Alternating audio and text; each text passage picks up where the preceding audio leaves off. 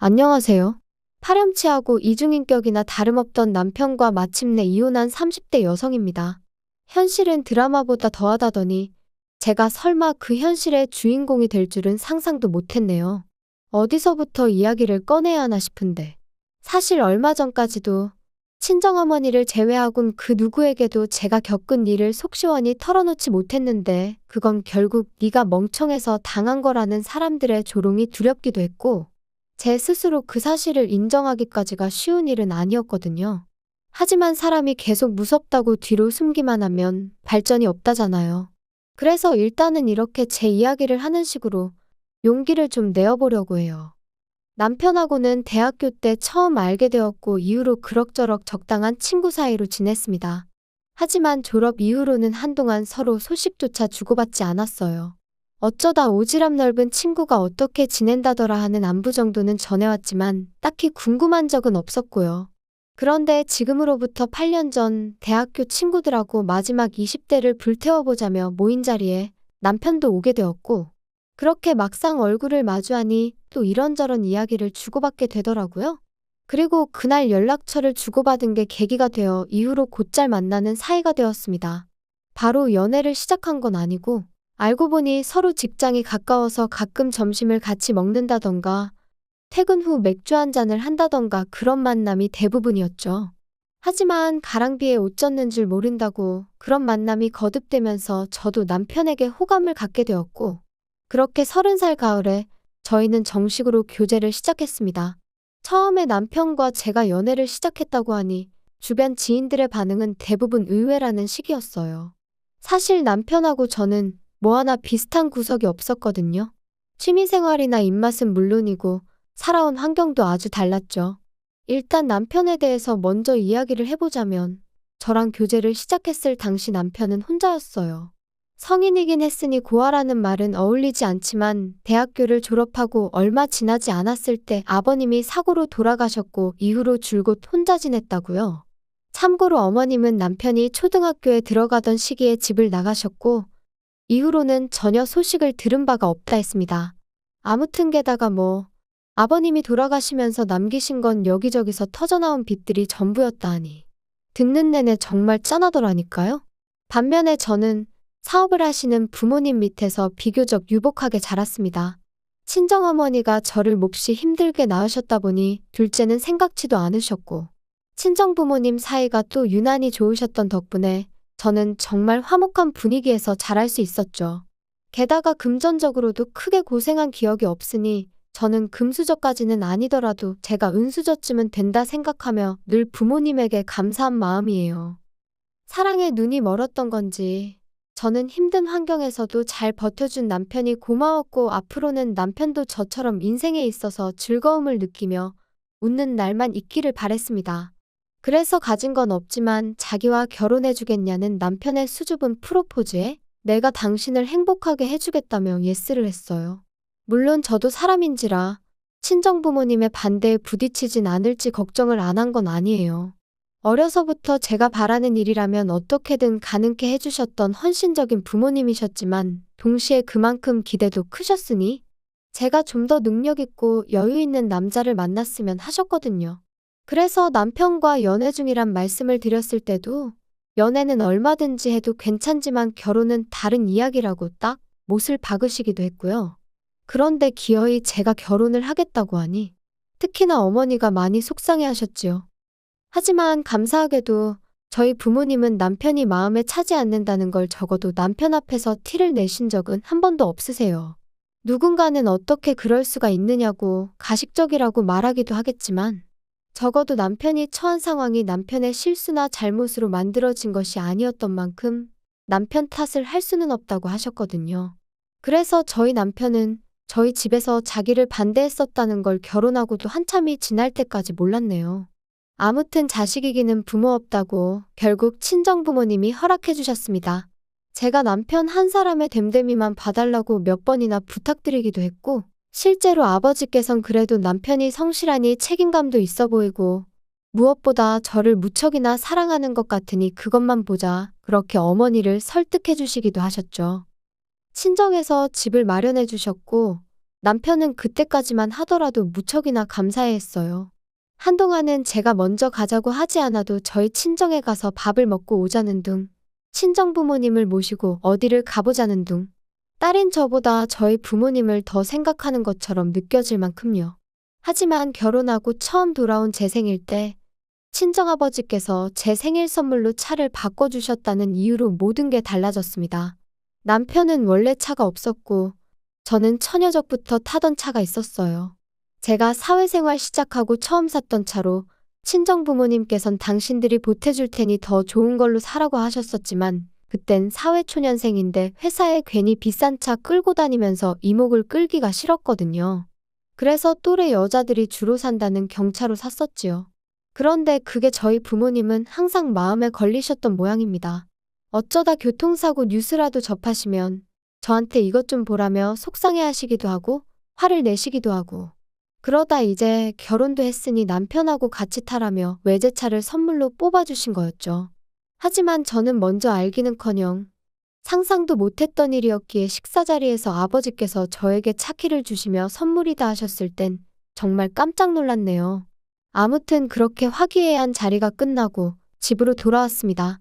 마침 약속 장소까지 지하철을 타고 갔던 터라 아버지가 주신 차를 그대로 제가 끌고 왔고요.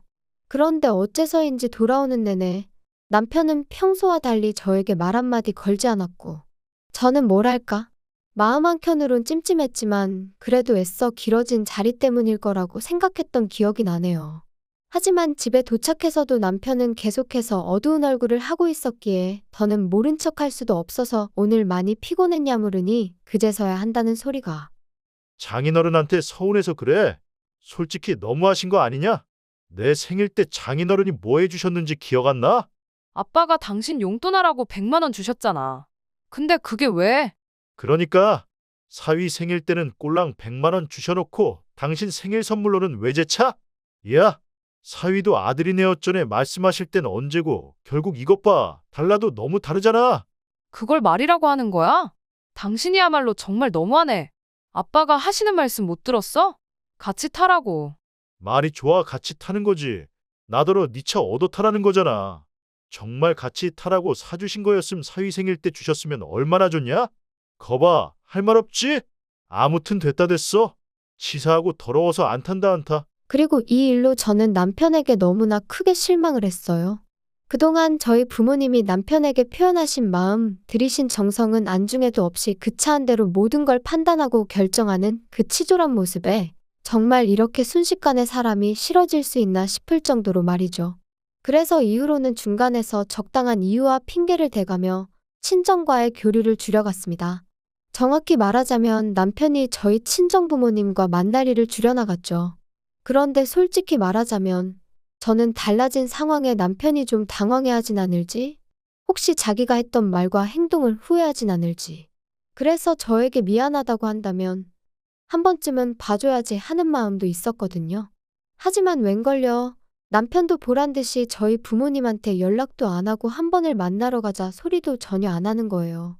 제가 막말로 대리해도 뭐 그런 걸 바란 것도 아니었지만 원래 잘하던 사람이 그 한 번의 다툼 이후로 완전히 전에 없이 행동하니까 이게 내가 믿고 결혼한 남편이란 사람의 민낯인가 싶은 게 슬프고 속상하고 동시에 화도 나대요. 그러다 정말로 일이 터진 건 이후로 1년쯤 지났던 재작년 여름이었습니다. 언젠가부터 친정아버지가 자꾸 소화가 안 된다셔서 병원에 모시고 가니 그 결과는 충격적이었어요. 위암이셨거든요. 그리고 정말 화가 났던 건 바로 1년 전에도 내시경을 하셨었는데 그때 병원 측 실수로 아버지한테 잘못된 결과를 통보했었다는 거죠. 병원에서는 미안하게 되었다며 최선을 다해서 돕겠다 했지만 이미 손 쓸 새도 없이 상태가 나빠진 상황에서 그런 말이 무슨 위로가 되었겠어요? 아무튼 그런 거 저런 거 따지고 있을 시간이 없었습니다. 친정아버지는 바로 병원에 입원을 하셨고 그때부턴 모든 상황이 정신없이 흘러갔으니까요. 간병인을 쓰긴 했지만 그래도 대부분의 병간호는 친정어머니가 도맡아 하셨어요. 저는 회사를 관두고 아버지 사업을 살피기 시작했고요. 그리고 남편에게는 다른 건 바라지도 않는다고 제발 적어도 당신 먹은 거 설거지는 해놓고 집만 좀 깨끗이 써달라 했죠. 살림을 부탁한 것도 아니고 적어도 어지르지만 말아달라고요. 그리고 한 달에 한 번만이라도 비록 우리 사이가 예전 같지는 않지만 그래도 아버지 면회는 와달라고 했는데 결론부터 이야기하자면 제가 부탁한 건 하나도 들어주지 않았습니다. 남편은 그 당시 회사에서 해고를 당하고 집에만 있었으니 돈 버느라 바쁘고 뭐 그런 것도 아니었는데 말이에요. 참고로 한 번은 제가 정말 너무한 거 아니냐고 따지니 저희 아버지가 자기 감기 걸렸을 때 전화 한 번 하신 적 있냐면서 적반하장으로 나오는데 기도 안 차대요. 게다가 말이 나왔으니 말이지만 언젠가는 저희 친정어머니가 아버지 병간호를 하시다가 넘어지셔서 일주일 정도 입원을 하셨거든요. 그래서 그때도 제가 두 분 다 병원에 계시니 한 번은 얼굴을 비추라 했는데 시부모님이 자기한테 먼저 전화를 한 번 주실 수 있는 거 아니냐는 둥, 사위가 간다고 무슨 도움이 되겠냐는 둥.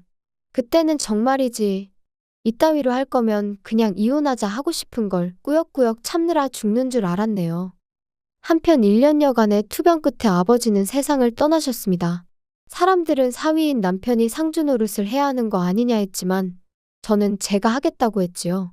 그리고 제가 이런 말 하는 게 어떻게 들릴지는 몰라도 남편도 말이라도 자기가 하겠다 그러지도 않았어요.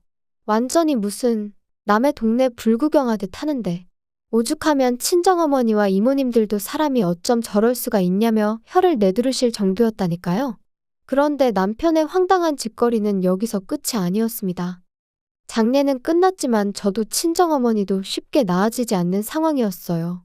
특히나 친정어머니는 계속해서 당신이 조금만 더 아버지의 건강을 유심히 챙겼다면 이렇게 떠나시는 일은 없었을 거라며 자책을 하셨는데 저는 그런 어머니를 위로하면서 동시에 계속해서 아버지가 하시던 사업을 이끌어 나가야 했기에 안팎으로 정신이 하나도 없었죠.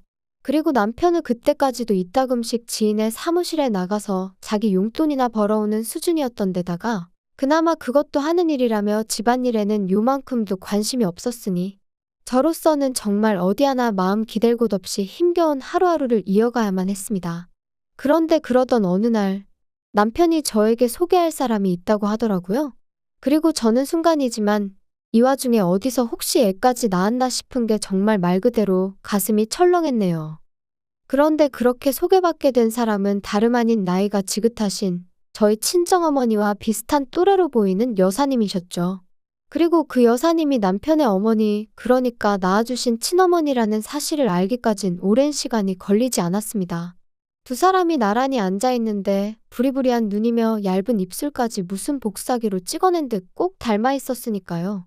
아무튼 상황 자체가 어이가 없었던 게 솔직한 제 심정이었어요. 바람나서 집 나간 어머니라고 자기는 어머니를 생각하면 그리움은 일절없고 분노만 치민다고 했던 사람이 뭐가 그렇게 좋은지 희죽거리고 있는 게 저는 겪어본 적 없는 상황이었으니 쉽사리 뭐라 말할 순 없었지만 묘하게 황당한 기분까지 들더라니까요. 게다가 어머님이란 분은 처음부터 저에게 반말로 네가 내 아들 마누라냐, 내 며느리냐 해가시며 눈물을 다 보이셨는데 제가 심보가 꼬인 건지 어쩐 건지는 몰라도 어째서 제 눈엔 그저 쥐어짜내시는 걸로밖에 안 보이더라고요. 아무튼 그렇게 얼떨떨한 만남을 갖고 집에 돌아와 제가 남편에게 언제부터 어머님하고 연락을 주고받은 거냐 물었습니다. 그랬더니 한반년쯤 되었다면서 어머님이 먼저 연락을 해오셨다대요? 그러면 안 되는 줄 알지만 사람을 사서 남편을 찾아내셨다고요. 그리고는 뭐 지난 과거는 당신이 다 미안하다며 남편더러 이제부터라도 잘 지내고 싶다.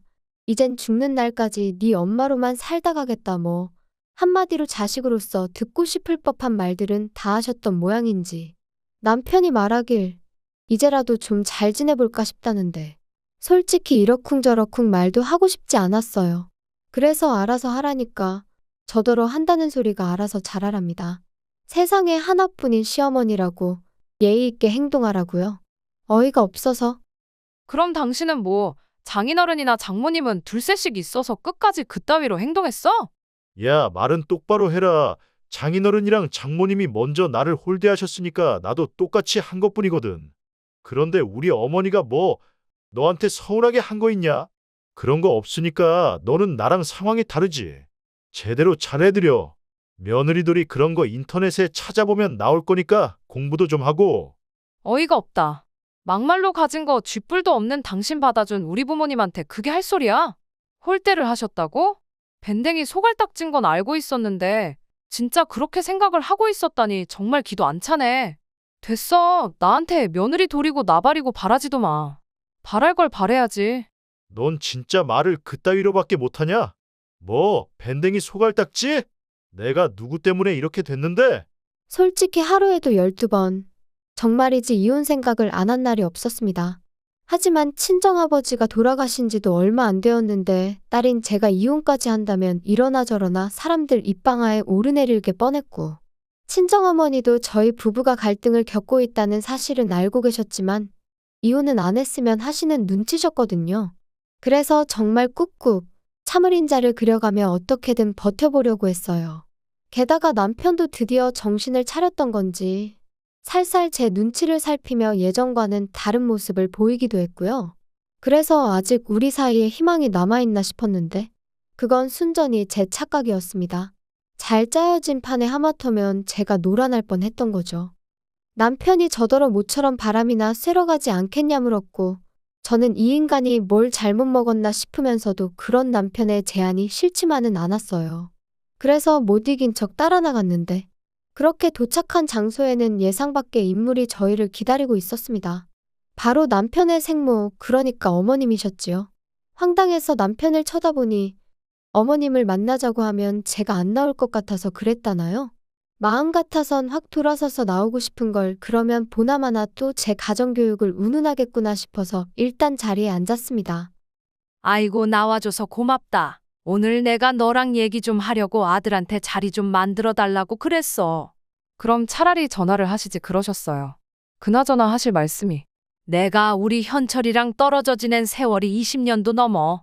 그런데 이게 너는 애를 아직 안 낳아봐서 모르겠지만 이 모정이란 게 잊으려고 한다고 잊혀지는 게 아니야. 하루가 멀다 하고 우리 아들이 눈앞에서 아른아른, 아이고 그때를 생각하면 정말이지 내가 어떻게 살았나 몰라. 정말 죽지 못해 살았다는 그 말이 딱이라니까. 그래서 내가 결심을 했다. 근데 네가 좀 도와줘야 돼. 무슨 결심을 하셨는데 제가 도와드려요? 그런 이야기라면 아드님하고 하시는 게 빠르실 텐데요. 너는 뭘 그렇게 매정하게 말을 하냐? 시애미가 말하는데. 내가 너네 사는 동네로 이사를 올까 싶다.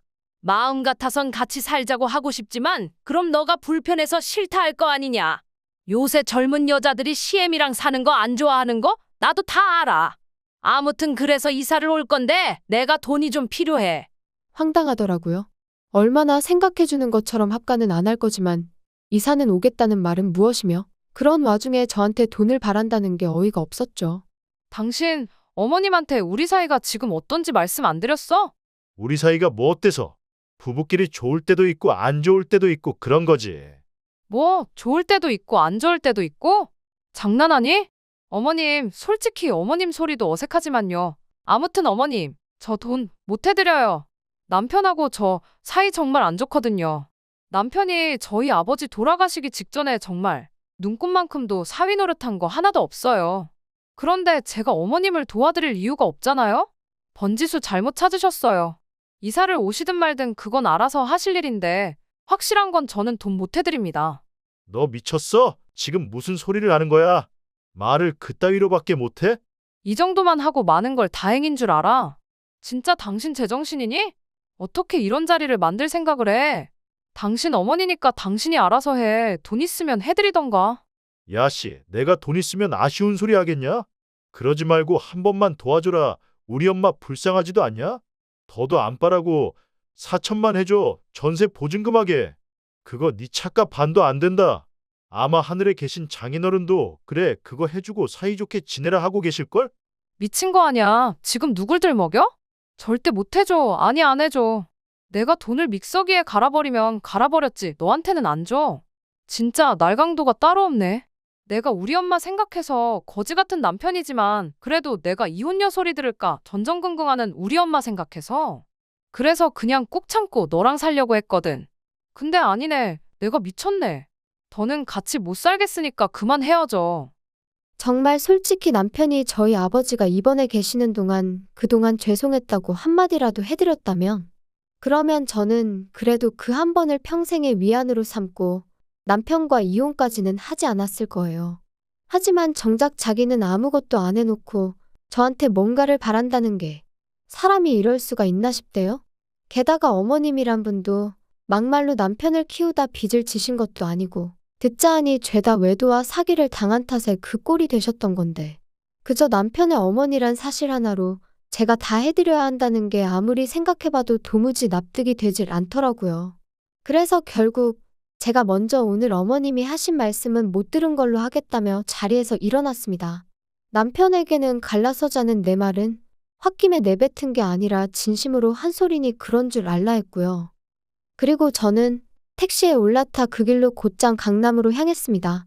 몇 번이나 이혼을 하고 싶었고 그때마다 여러 자료를 찾아봤던 탓에 어디로 가야 할지 확실히 알고 있었으니까요. 그리고 그때부턴 친정어머니의 체면과 걱정보다는 제 인생만 생각하기로 했지요. 그래서 어머니께도 알리지 않고 이혼 소송을 진행해 나갔어요. 사실 어떻게든 협의 이혼 쪽으로 하고 싶었는데 남편이 자기가 죽으면 죽었지 이혼은 못한다고 버텨대는 통에 정말 몇 달 동안 얼마나 가슴앓이를 했는지 모릅니다. 아무튼 지리했던 싸움의 결과는 당연히 제가 이겼지요. 남편은 빈몸으로 제 집에서 나갔고 어쩌다 저랑 이혼하게 된 건지는 이제 곧 친구들도 알게 될 거예요. 지도 지가 너무했다 싶은 건지 아니면 무슨 꿍꿍이가 있는지 따로 들려오는 이야기는 없지만 한편 남편은 결국 어머님하고 같이 사는 것 같아요. 근데 꿈에도 그리워하던 아들이 개털인 걸 아시면 그래도 어머님이 좋다고 남편하고 살고 싶어 하실까 궁금하긴 하네요. 아무튼 여러분 주변 분들 중 혹시 하나를 해주면 고마운 줄 모르고 두 개를 바라는 그런 분들은 없겠죠? 혹시나 있으시다면 저는 과감히 그런 사람들은 멀리 하시라고 조언하겠습니다. 세상에 그 어떤 것도 당연한 건 없는데 그 상식조차 모르는 사람을 곁에 두어서 여러분께 득이 될 일은 없을 테니까요. 그나저나 오늘은 다시 포근한 날씨네요. 즐거운 주말 되시길 바라겠습니다. 긴 이야기 들어주셔서 감사합니다. 오늘의 사연은 여기까지입니다. 구독과 좋아요, 알람 설정해주시면 앞으로 더 좋은 사연으로 찾아오겠습니다. 감사합니다.